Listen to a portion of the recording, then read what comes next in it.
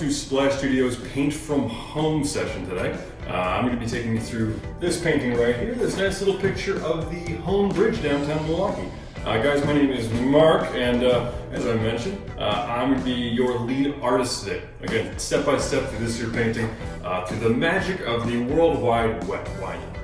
Before we get started though, guys, I always like to just take people a little bit through the sort of tools of the trade you have in front of you at the moment. If some of you guys haven't painted in a long time, or if this is your first time painting, you might be a little intimidated by the things you see in front of you. I'm here to kind of talk you through it though. First things first, guys, what do we have? We've got, here we go, a couple of brushes for you. You guys should have a large flat brush, a small flat brush, a large round brush, and a small round brush. I'll be giving you guys recommendations as to what brush to use for which part of the painting, but if you're ever feeling like you want to just go rogue and use the one you prefer, definitely feel free to do that. Next things next, folks, we do have a cup of water for you. You'll notice my brushes are sitting right inside of that water cup. I like to treat this like a home base for my brushes. Whenever I'm not using them, I just stick them right inside. The water in the cup is, generally speaking, pretty gross. I don't recommend thinking of it as a beverage by any means, but I do recommend using the water occasionally to thin the paint down a bit. Acrylic paint is water-based, so if you're having some trouble getting the paint to spread on your canvas, just use a little bit of water with that brush and the paint will spread nice and easy. So once again, folks, cup of water there for you. Finally, we do also have, check that out, it's a little painting rag. You guys can use this in a lot of different ways. You can wipe off your brushes with it, you can wipe off your hands with it, you can wipe off your face with it. Whatever you got, feel free to use this as a jack of all trades cleaning. So once again, folks, some tools of the trade. Finally, of course, bringing up the rear here, we have paint for you guys. You guys should have little cups of paint probably there at home. I mentioned just a couple minutes ago that we're using acrylic paint today. Acrylic paint is terrific and super easy to use. The reason why we like it so much is because it works in layers and it dries very quickly. Why is this a benefit? Well, because it works in layers, it's very easy to use. Basically for this painting here, we'll be starting from the background, finishing that up over the course of a couple minutes, letting it dry, working on some of the mid-ground stuff, letting that dry, and then finishing up the final details on top. The layering sort of concept there then works as such. It dries very quickly, 3 to 5 minutes or so for a totally dry painting. And by virtue of that, again, super easy to use. If, for instance, you make a mistake while you're painting here and you want to, change things up a bit, all you got to do is layer more paint on your canvas, let it dry up, and paint it right over on top of it. I'll kind of show you guys that in a practical demonstration perhaps later in the session, but I'll keep going on now. That all being said, folks, that's plenty of context. I'm ready to get going on this painting. And the first steps here are actually kind of fun. We're going to be making this bright sort of gradient you see back here, the sky, all these blues and yellows and greens you see back there. So what I'm going to do is I'm going to go ahead and pick up my largest brush. That's this big guy right here. I'm going to get a bunch of blue paint on that brush. And I'm just going to go ahead and streak some blue paint right across the top couple inches of my canvas. There we go. Once again, folks, just using blue paint, streaking it across the top of the sky there. And then as I get closer to my midpoint, I wanted to start using some white paint to blend with. Now we're going to be using some wet on wet painting techniques here. I promise you that's a real technique, wet on wet. Again, I'm just using white paint here as sort of a buffer, something to blend with in just about a minute. So once again, folks, I'm doing something kind of silly. I'm just using white paint on a white canvas. A little bit of my blues getting in there, that's not a big deal though. And I'm just making these easy back and forth brush strokes. Left, right, left, right, left, right. Now, once you guys have that nice streak of blue, once you guys have a little bit of white on that canvas, we can start having some fun with it. I'm going to go ahead and take that same brush, I'm going to rinse it off my water cup, get it nice and clean, and I'm going to go ahead and use my little painting rag to get any excess pigment off. There you go. Nice clean brush. Going to go ahead and grab some yellow paint, just a big old scoop of yellow paint. And I'm going to start maybe 2/3 of the way down my canvas, around here or so. And I'm just going to start throwing that on my canvas. Once again, left, right, left, right, left, right. Very simple, even strokes. What we want to do at this stage is start that wet on wet blending technique I talked about. You just want to start blending your way up with that yellow on both sides, slowly kind of petering into the white-blue area that we made just a moment ago. Check that out, you'll start getting a nice gradient where the tone changes from blue to more of a teal color to, check it out, that nice bright yellow at the bottom. If you guys are having some problems with blending, what I always like to recommend is using a lot of white paint. So again, if you want to get things even more sort of saturated as it is in the original, a little bit of white paint on the brush, not too much. And again, you're just throwing white in there. Look at that, check that out. Up and down with my brush as I go along. Nice even strokes, as I mentioned before. And you'll start to get, yeah, those nice teal colors, those nice yellow colors really starting to pop, giving some good contrast on your canvas. So that's kind of the big major first step here, folks. Just putting some blue on there, putting some white on there, and some yellow, blending them all together, getting a nice gradient. I like to kind of poke and play around with this a little bit as I go along. You know, maybe if I want to put some more blue in, I can at this stage. I like to start from the top and just kind of really lightly kind of brush and blend this in. But as I mentioned, folks, you can really sort of play around with this to your heart's content, blending more white, blending more blue, blending more yellow as you like it. Regardless, that's step number one. Once again, folks, blue paint, yellow paint, white paint, make them blend nice and even in the middle. You guys can go ahead and press the pause button on this. We'll need just a couple minutes for this to dry before we get to the next stage. Figure this out, and I'll be with you guys right after the jump.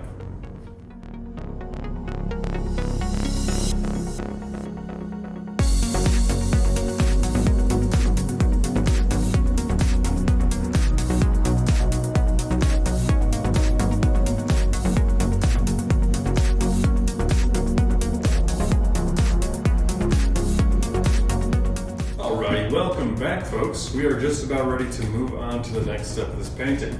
Now, looking at my canvas at this moment, it seems mostly dry, I would say. I can tell it's still a little bit wet, but for the most part, I can work with this.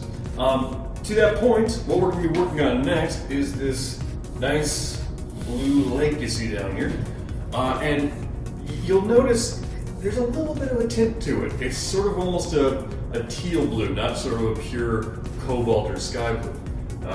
By virtue of that, as you guys are mixing this lake up, don't worry too much if you get a little bit of yellow in there. We'll be adding all sorts of stuff on top anyway, so again, a little bit of yellow can't hurt. If this isn't totally dry, which again, mine is still a little bit wet right there, not the biggest deal. So with that in mind, I'm going to go ahead and rinse off my large flat brush once again, the same one we were just using. And just as before, I'm just going to go ahead and really wipe off any residual paint right there. Once I've got that going, folks, I'm going to go ahead and mix up a nice bright blue color. I'm talking blue with some white together, just like that, sort of a sky blue almost. And with that color on my brush, check that out, we're just about there now. I'm going to go ahead and just layer that on the bottom third of my canvas. So again, guys, don't have to think too hard about it, just throwing some paint on there. Look at that nice bright sort of sky blue color. Now remember all of 1 minute ago where I was talking about don't worry if your canvas isn't totally dry, and don't worry if you're getting a little bit of yellow in there. This right here is exactly what I'm talking about. You're seeing I'm getting a little bit of green going on in my horizon line right here, and again, that's not the biggest deal right now. Our lake is going to have a naturally green tint to it anyway, and as I mentioned earlier, we're layering on all this color and texture regardless. So a little bit of yellow, a little bit of green, a little bit of tone, not the biggest deal. Likewise, folks, what I always like to tell people, while you're making this this sort of background stage of the painting, check it out. I've got like this little sort of smudge right there on my canvas I just put in there. Now, it's very easy to just kind of blend up into that. That's a pretty easy fix. But if you don't want to do that, I always like to tell people, we're going to be putting all sorts of other stuff on top of this. This is, after all, the background. So if you make a little mistake during this section of the painting and you want to just cover it up as you go along, it's such a quick fix. It's the easiest way of doing things. Put some trees on top of it, put a bridge on top of it, put some birds there or something like that. Again, it's a great way of turning a little mistake into, I'm not going to crib for Bob Ross too much, but a happy accident, if you will. So once again, folks, put a nice, bright, beautiful lake color on there. Again, layer it as much as you like. Get a little bit of green in there if you like. And once again, let that dry up. You guys can go ahead and press the pause button on the video at your earliest convenience. I'll catch you guys after the break with the next steps of this painting. Look at all this color. We're really kind of making something fun here.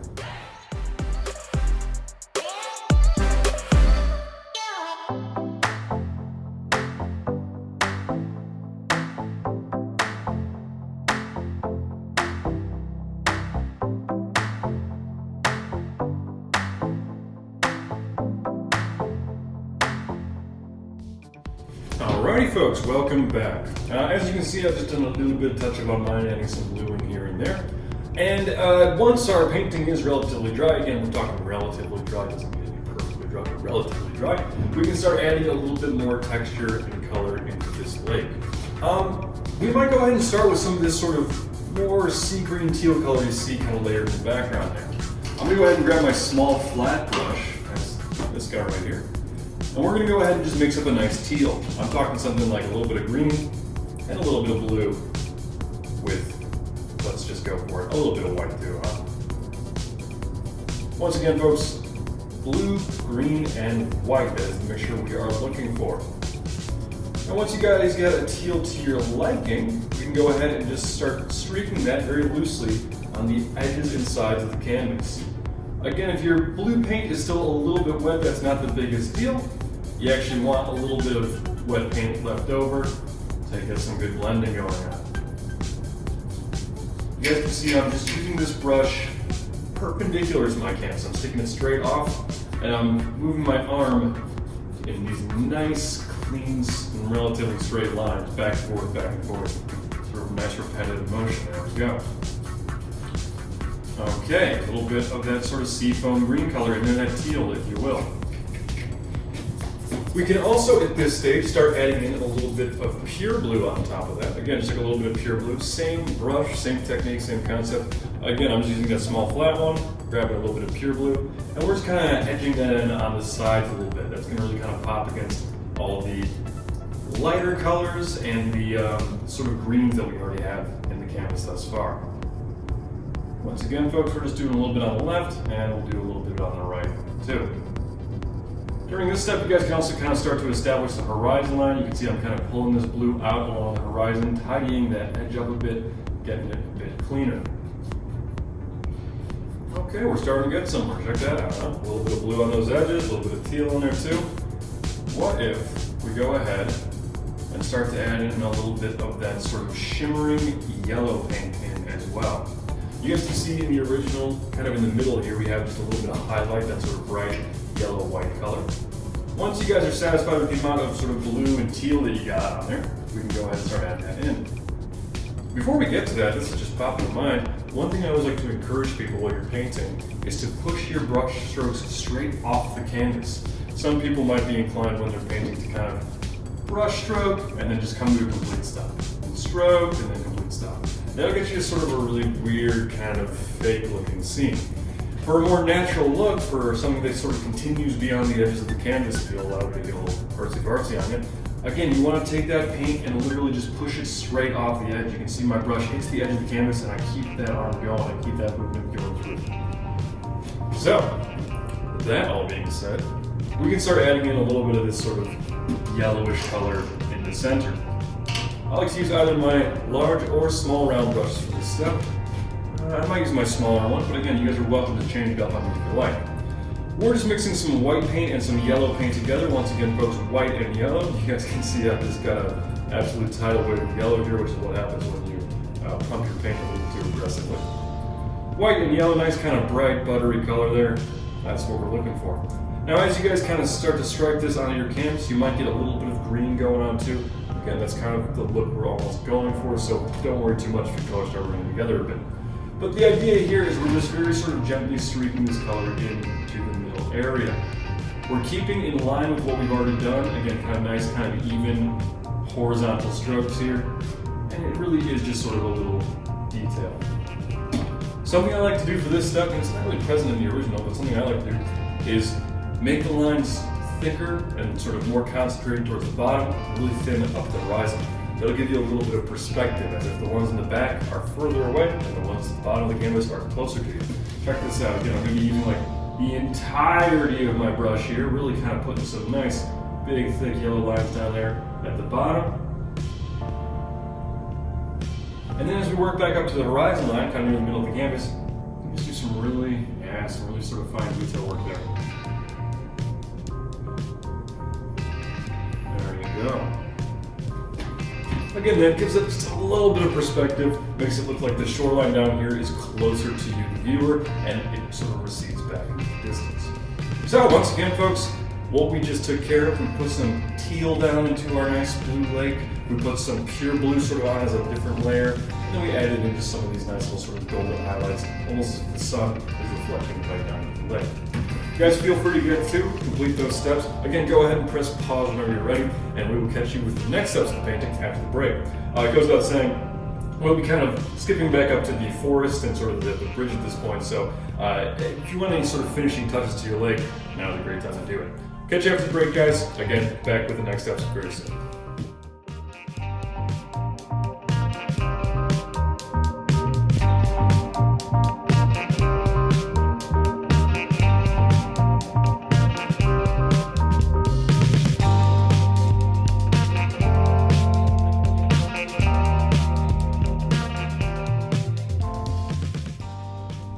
Hello and welcome back, folks. We have ourselves a big beautiful sky and we have ourselves a big beautiful lake.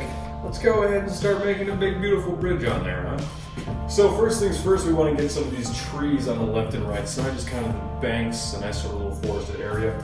Don't know that that's so representative of what Milwaukee actually looks like, but artistic license is important after all. So what I'm going to do is I'm going to go ahead and take my large round brush here, and I'm going to go ahead and just grab some green. Just pure green paint. You guys can pepper in a little bit of blue, or if you're feeling kind of crazy, a little bit of red into that paint. That'll sort of deepen and darken it up just a little bit. Once again, folks, we're talking pure green paint with just a little bit of blue, or just a little bit of red. Or if you're a true maniac like I am, maybe a little both. You get that sort of deep, almost like emerald green right there. And I'm just using that large round brush. We're just going to start by streaking a couple of lines across the horizon. Just on the left side like that, and on the right side like so. Very easily done there. But we don't want just a couple of sort of grungy green lines on there. We want a little bit of sort of texture in there. So what we want to do is we want to take that same green color and we just want to poke at our canvases kind of over and over again in these sort of round swirling motions. Get a little bit of that tree color. It sort of disappears off here into the horizon. Same thing on the other side. Again, I'm just kind of poking and swirling my brush here. Getting some of that nice green sort of tree texture to it. That's looking pretty good. Now what we can do at this point is we can switch down to one of our smaller brushes, the tiny one probably, and we can actually start to add a little bit of highlight and a shadow to these trees. I might get just some pure green or maybe a little bit of yellow green if I'm feeling it. Once again, folks, pure green or just a little bit of yellow green. And I can layer that in a little bit as well, just kind of poking that in on top of the background color I've already made. And you guys can already see there's some nice contrast coming through, a little bit of nice texture. It's starting to shape up a bit better and starting to block out the background. Look at that, it's like the sunlight's in the trees too. And there you go, check that out. So it's a nice little highlight. And again, if you guys like, you can also add a shadow. We're talking that sort of previous green we had used. Remember to make the trees the green plus red or blue or something like I said. If you want to throw like a little bit of black in there just to shade it down a bit, we can darken up that area as well, adding some shadow. So maybe kind of over the bottom, so this area, just kind of here and there as an accent, kind of letting it blend and bleed into the color you already have down. And there you go, look at that, right? You got some nice bright tones, you got some nice dark tones, and you got some good mid tone too. I think that's looking pretty good. You guys, again, feel free to experiment with this. I sort of alluded to it earlier, but if you're making these trees and you really mess something up, say, I don't know, you just get like a big glob of paint on there or something, it's very easy to just go on, grab some more paint, cover it up, and let it dry up before layering on even further. So again, folks, very easy to fix this painting in these stages. And again, you're welcome to kind of continue poking and prodding at it until you feel generally satisfied with the way it looks. I'll let this dry up here for a couple minutes, and we'll be back after the jump with a bridge. We're going to be building bridges here. That's kind of exciting, right? Again, folks, feel free to hit pause. We're building some bridges in the next step.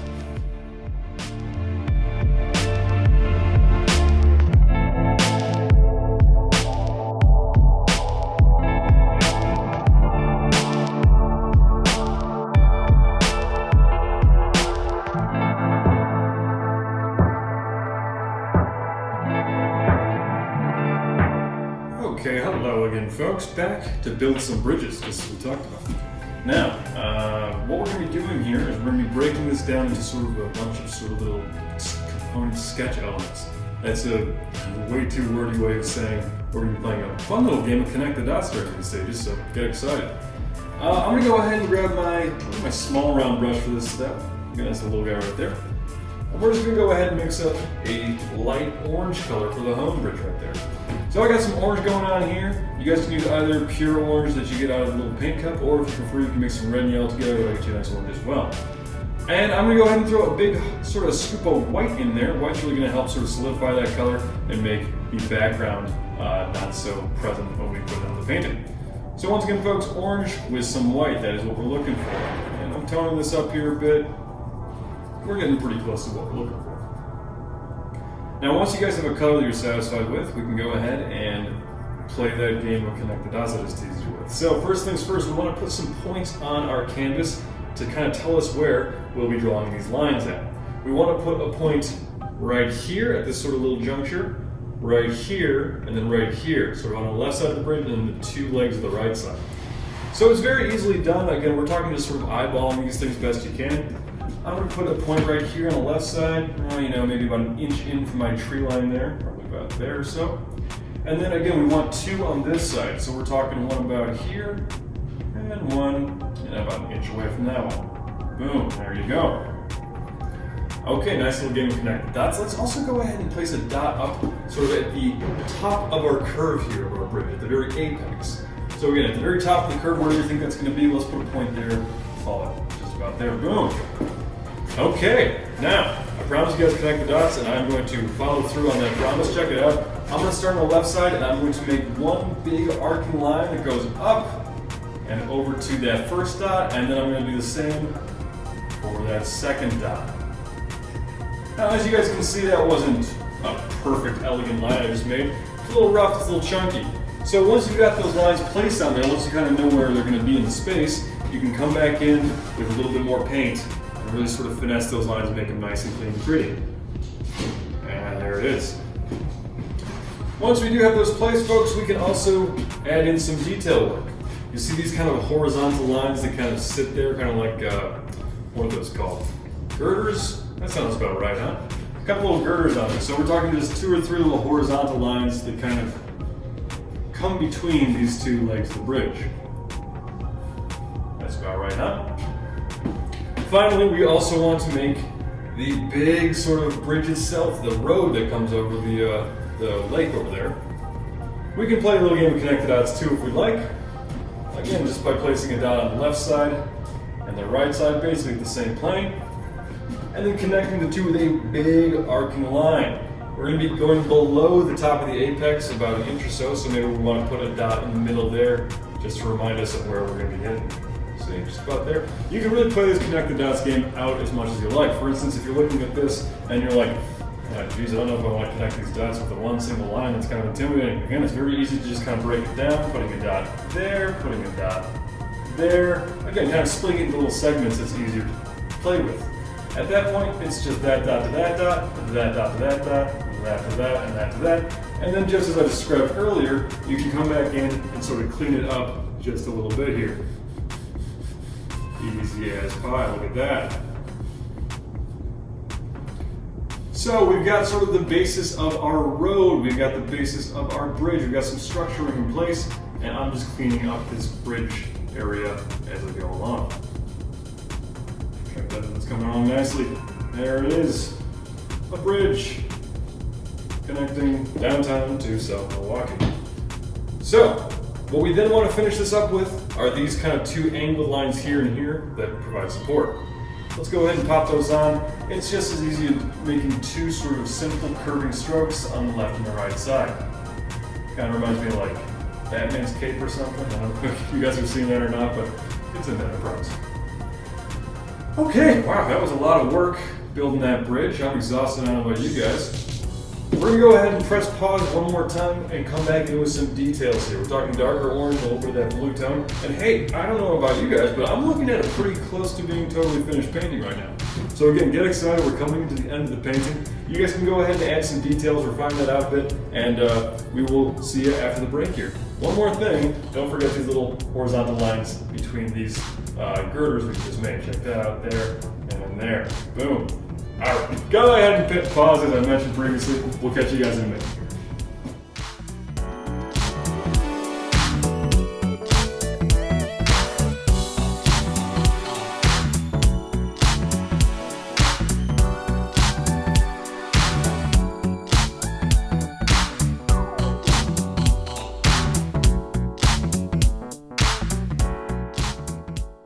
Alrighty guys, we are just about ready to wrap this thing up. So all we have left to take care of are some of these shadows and sort of accent colors that you see there on the bridge. Very simple stuff, we're just tracing lines that we already have on our painting. Now at this point, as we've kind of done previously, yeah, it's workably dry, I don't know about you guys, but I can touch most of that bridge without getting any paint on my fingers. So all we're doing for these little highlight colors, accent colors as I mentioned, is we're just taking one of the round brushes. I'm currently using my large round brush, but you guys are welcome to use one of the smaller ones if you prefer. And we're just starting by grabbing some pure orange. Now, if you want, you can mix a little bit of red in there. If you're feeling like you want a little bit more saturation, again, a little bit of red in that orange, not gonna hurt nobody. So all we're doing with that reddish orange color is we're streaking that kind of underneath some of the legs of our bridge, as it were. We're just kind of streaking that on the sides, the edges, just adding a little bit of that shade to our bridge. Kind of coming on up here underneath on the two sort of big curves we made earlier, and even on sort of the road itself on the bottom side on the right and left. Again, you guys can kind of go crazy with this if you want. You can add it all over the place. You can do that in some sections. It's ultimately just a little bit of a highlight color and accent, as I mentioned. The only other thing at this point, of course, as you can already tell, is this blue color, that blue right there. You might just go ahead and get a scoop of blue and mix just a touch of black into it. We're going to talk just kind of like a dark navy blue is what we're looking for. That's maybe a bit too dark, huh? That's more of our speed, huh? Alright, sort of a nice dark navy blue. And with that color, we're just kind of hitting the very top of the road and just a little bit on the bottom as well. So check it out, I'm just going to make sort of a big streak of this dark blue across this top portion of the road. And you guys are welcome to use a smaller brush if you prefer. Looking for. As always, I'm kind of refining that line a little bit, cleaning it up as I go along. And again, as I mentioned previously, we're also doing a little bit down here at the bottom. And there we go. And how about it? That is just about a finished painting, isn't it? That is truly a picture of the Hoan Bridge downtown Milwaukee. Now, of course, this is your guys' painting. You guys are absolutely free to just mess with it as much as you like. You know, for instance, maybe, I don't know. I think I'd like to see Godzilla sort of rampaging back here or something.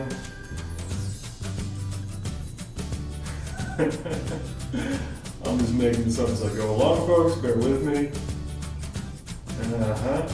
More of a T-Rex style for actually. Give him some eyes in there.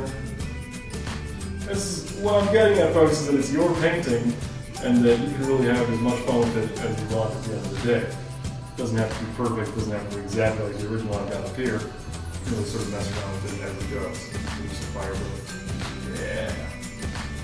That is what we're looking for, huh? Alright.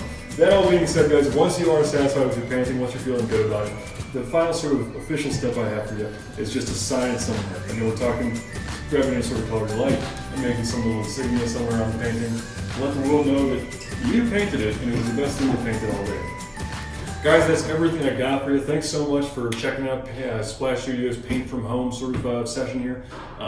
You guys are supporting a small business by taking part in this thing. We really do thank you for that. Again, Splash Studios is part of Bars and Recreation. It's a small network here in Milwaukee that also has Axe MKE, the axe throwing bar, 9 Below, the mini golf place, North-South Club, which is axe throwing and shuffleboard at the same time. Not literally, but you get the idea.